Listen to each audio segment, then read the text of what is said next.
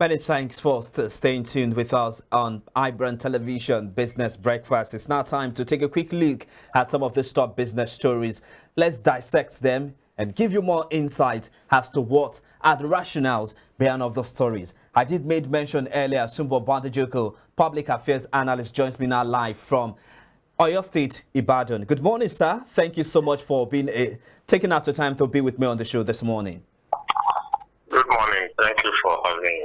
All right, then, let's dive down straight to the stories here. There's so much of them, and let's see if time will permit us to do justice to all the stories one after the other. I'll start off now with this story now coming from the presidency. There is an insider source saying that the president, President Bola Ahmed Tinubu, while he's approaching his first year in office by May the 29th, is set to launch a platform where Nigerians can have access to assess the performance of the ministers under his leadership, ministries, agencies and departments, and the leaders as well. First and foremost, I'd like to get your reaction. What do you think about this initiative? Do you think it's a laudable one? And do you think that for any reason whatsoever, the presidency will follow through with the subjection or better to the ratings made by Nigerians if this particular initiative go out by next week based on the information that we have here? It would be a good initiative if that is done. It's a way of carrying the people along and getting them involved in governmental decisions. So that's where it's going to be a welcome development. As I said, whether or not the government would base their decision on what the people's remark would be is another thing entirely. But if we look at all the ministers that we have, a good number of them are just in occupying the position. They not beat the ground running like we expect. And even the one that we thought was even the most mobile among them, as they suspended due to Christ, the scandal that she had to pay. But others don't know what they are doing.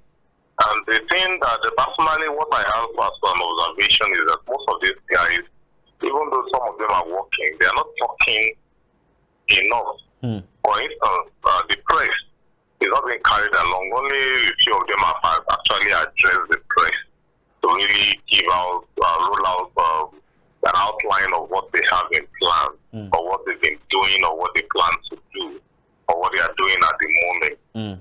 The only thing that we've been hearing is just official statement coming from probably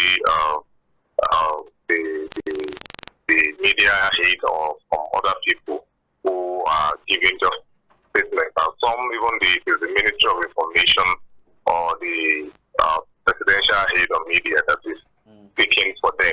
Only a few of them have actually come out to really carry the people along. And because we are in a very challenging time, Nigerians really want to feel the impact of governance. They want to enjoy the benefits of democracy. Apart from the CBN as well as the Ministry of Finance, of course, which we know because of the dollarization of our economy and of course the high rate in goods and services, we will seem to be hearing more from them. At some point, the Minister of the Interior was so vocal, and recently seems to have gone quiet. So that quiet is a bit suspicious to people, and we don't know what really is going on. We enjoyed him when he was very vocal, when he was everywhere. You know, today immigration, tomorrow prison, correctional services.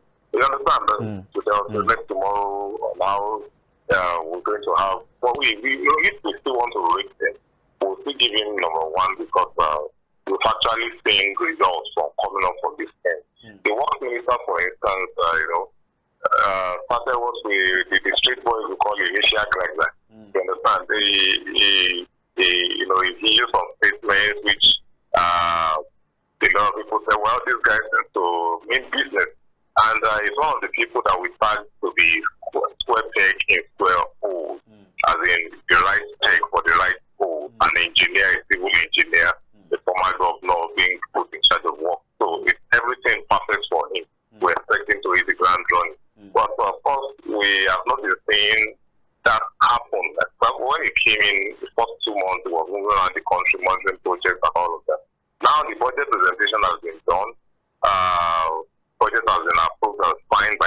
government, we are now in the third month is almost ending.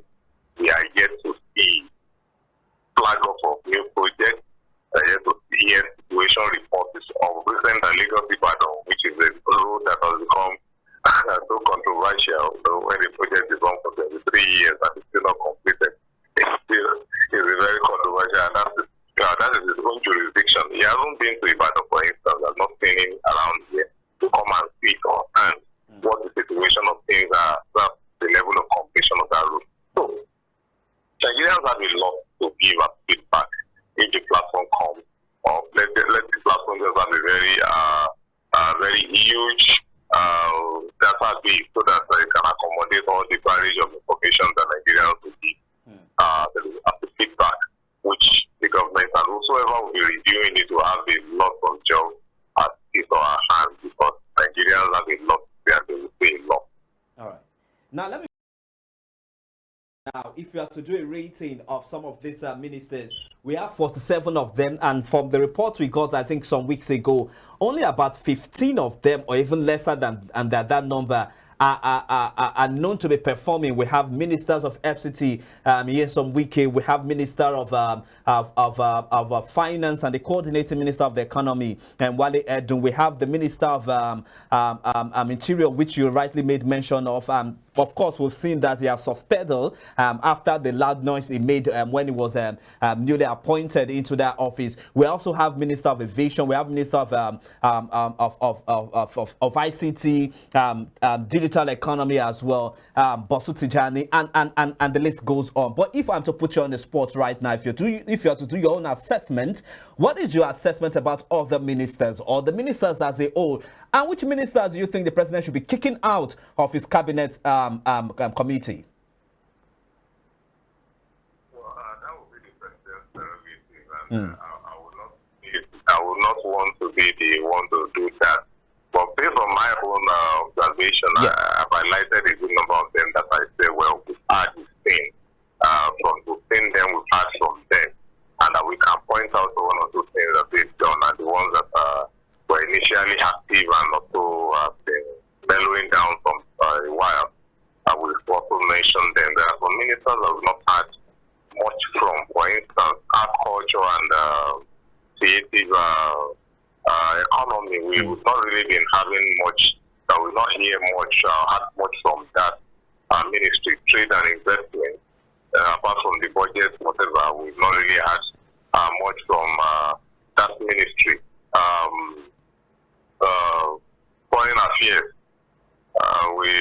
apart from the president going out by himself, we've not really had much from that ministry. Agriculture, we expect a lot to come out from agriculture. They are performing below expectation, even though they are doing some things.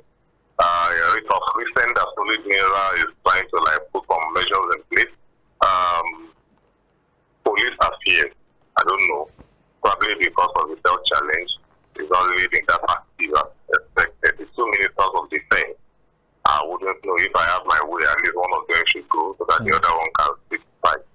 So I don't know why we have two ministers for defense addressing their job, and both of them are ex-governors. So that inferiority and superiority complex to be there, and who give the instruction to who is also going to be there. I think we should have just one minister in charge of defense, and so that we'll know who to hold accountable and who is responsible for the security lapses that we'll be having.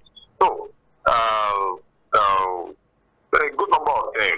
Aviation too, yes, he's been doing something, being a very loud person and vocal person, I wasn't expecting him. In terms of, if you're going to have redeployment, I would prefer a situation where he himself will be moved to power. Because we need someone like him, he will be more vocal in power. He has the guts, and of course, his legal background will help a lot to unravel some of the mysteries in that sector. I wouldn't be surprised if that happens. Well, there are some ministries that we may not really hear from them. We only know that they are performing like the health ministry. It is the results that will show whether they are working. They're talking much, apart from the recent comments made by the Minister of State, as regards the number of Dr. Lotto, brain drain, and all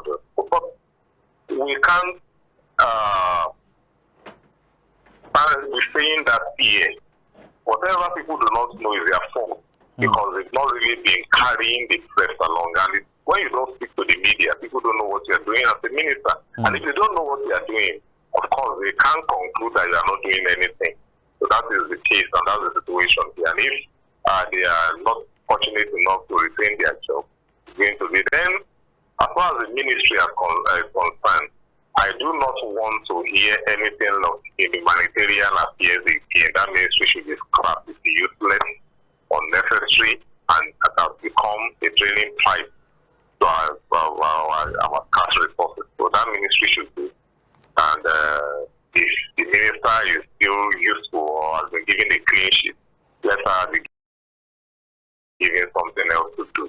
She will do well, being with her background in the health, she's a public health specialist. She will do well in somewhere around Ministry of Environment if she can be put there. But for now, that's the much I can say. I was expecting to get your feedback about the Minister of Power and the current state of power in the country, looking at January up to this moment. The last time I was here, we talked about power and I've given my comment. Maybe you want me to repeat myself. It's performing below expectation. And here in Oyo State, if he shows up in town, people would shout on him because power is so epileptic in Oyo. And Ibadan, where I stay, even areas I used to enjoy reasonable hours of power before he came up, and now things have gotten worse. And the question we are asking is this a man that wants to govern this state? Is this how things will not be working when he becomes the governor? So all those things are there. So for him, he should be moved to somewhere around some budget and planning. That is his area of specialization. He should not be moved from power. If he's still useful to the president, he will do well in budget and planning. All right. Let's leave it at that. Let's shift focus now to the next story now. The Central Bank of Nigeria Deputy Governor and Economic Policy Directorate has come out to make a projection that Nigeria's inflation rate for the month of March will skyrocket to about 32.63%. If that be the case, what do you think will be the ripple effect on the poor masses and businesses as a whole? Because as it is right now, a lot of people are complaining. I was having a conversation with a Muslim friend yesterday and he was complaining to me how it is even becoming difficult to get fruit to break his fast. Things are not getting any better, but then inflation is still skyrocketing. What's your reaction to all of this?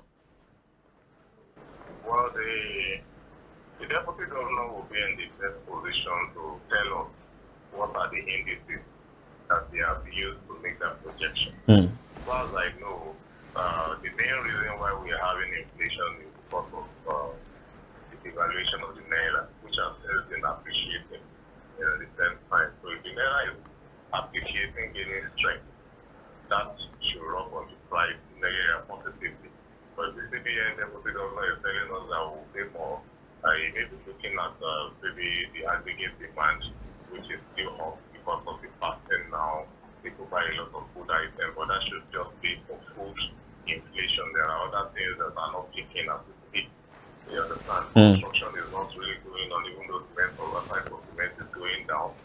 But the thing is, we to look at that. And why that is, don't forget, the NPC meeting of last month had increased the interest rate, trying to discourage people from having access to money. And if that is to bring down the aggregate demand, which they believe would reduce the inflation. So if the policy is put in place to bring down the inflation and you are coming that policy will be increase the level of inflation, I don't understand. It will be the best position to tell us why he has come out with that. Yeah, it did make mention of the fact that the issues concerning insecurity, issues concerning escalated energy costs, issue concerning fluctuation in the foreign exchange market will lead to a spike in inflation rate. But my concern here is that this is a CBN director coming out to tell us that, or making projection that inflation rate will go up by 32% in the coming in this month. And I really want to know if, with all of this being put in place now, why then should the Central Bank of Nigeria emphasis still continue on its interest rate hike? if they believe that we'll still continue to see inflation on the higher side, why are they not thinking of coming up with other measures to curtail this stubborn inflation aside from rate hikes? Well, the statement may be a truth, but the thing is, all what is said are the same reason, the very reason why the decision of the NPC's last meeting came out with those items jacking up the interest rate. And I want to believe they would maintain what they agreed on because it would be too early for any form of adjustment. Those are things that still need more time to be tested. If he is coming out to say the insecurity, fine, it's not a new thing, it's been with us for a very long time.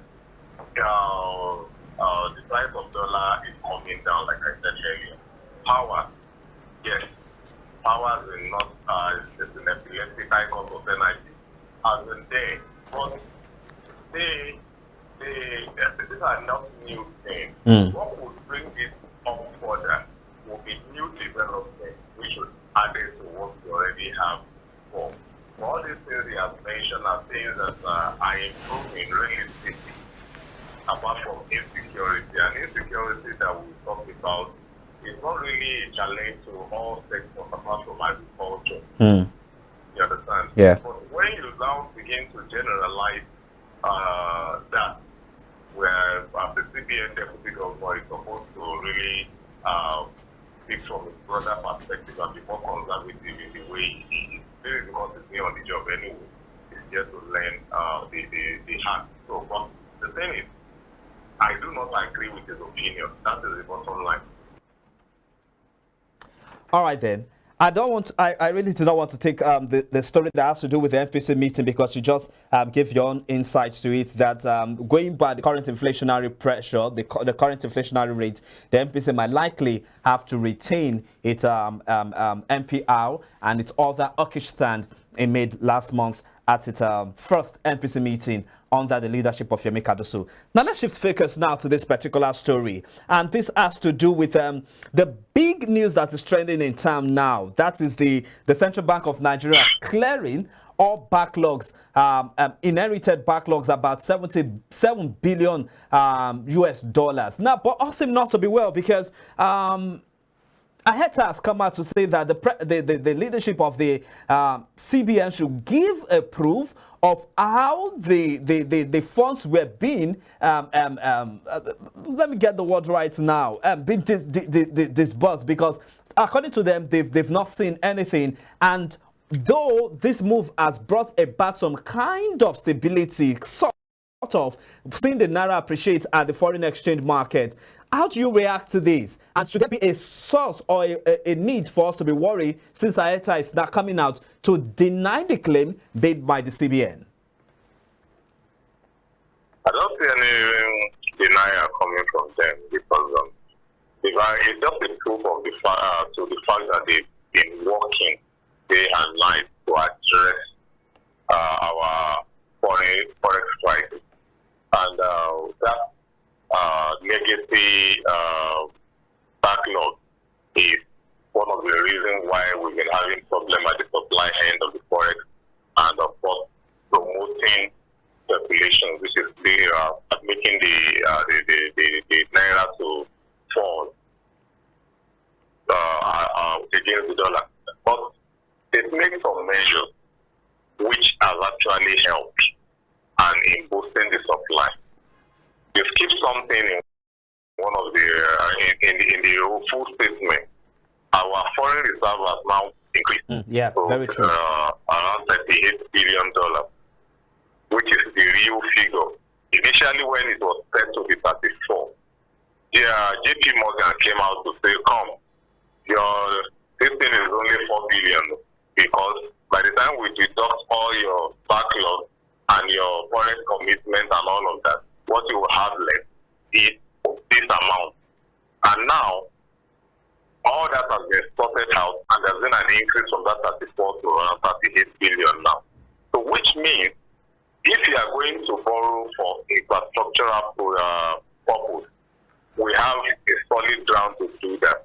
And for it to have increased to that level within a short period, if they maintain the same strategy that led it to that increase, even before the end of this year, we may be having around 80-something billion, or if not 100 as foreign reserve. At its peak, it was around $147 billion. I think that should be around 2017 before it began to nosedive and got to the worst level under the last administration. But the thing is, we need a very robust, even if you have it at 200 billion, it is still small compared to our population. For instance, the foreign reserve of Saudi Arabia is over $1 trillion, and they have a population of just 25 million people. Now we are having just 38 billion for a population of 220 million. You can see that we still have a long way to go, and that is where we should give kudos to them, because it has been messed up. And the fact that that is increasing is showing significant improvement on the supply side. And that is why the CBN could come out 2 days ago to say they are lifting restrictions on the importation of dairy products, that they can now have access for it. You understand? If you do not try, that's the point, that's a confirmation to the fact that they've cleared the backlog. Because if the supply is not improving, they will still be putting restriction on some of the items that we need in an essential matter, because they have to give restriction on that to curb some certain things, because these products are being used for some other purposes within our manufacturing sector. So it's a thing that is a welcome development, but they should just be more open. You know, this is how we got it. This is what we have done.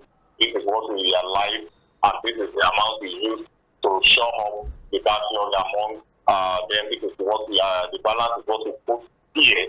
So that detail would encourage the people to believe whatever is coming out from that end. It is always this secrecy. We don't know what you're doing. You just come out one day and then you give a statement and you expect people to believe. People always have an observation. Yes, they have every reason to doubt you. And that is what is going on. And that's why some people are saying, no, you will not believe this. Because when they said they have cleared the $10 billion backlog, they almost immediately, the aviation sector came up to say, well, we still have about 700 million outstanding. You understand? And the initial impression was that there's nothing left. So those are the kind of things, and that's what those people are saying they do not believe would have also be holding on to. So it's better they be more open, a little bit of openness to save them this kind of decision that they have to take every point in time. All right, that's the much time we permit us to take on this first segment of the program. I'd like to say a big thank you to you, Sumbo Badijiko, public affairs analyst, who joins me live from Oyo State, Ibadan. Thank you so much for your time with me on the show, sir. Have for yourself a wonderful weekend ahead of you. All right, then let's focus now to the capital market and let's see what's playing out at the exchange and give you some insights as to trading activities at the NGX yesterday. Yes, what's to come? The Nigerian stock market yesterday altered the 3-day investors' profits-taking momentum as gains in Boa Cement PLC and 21 others lifted the major index by 0.13%. More details after this time out. Please stay with us.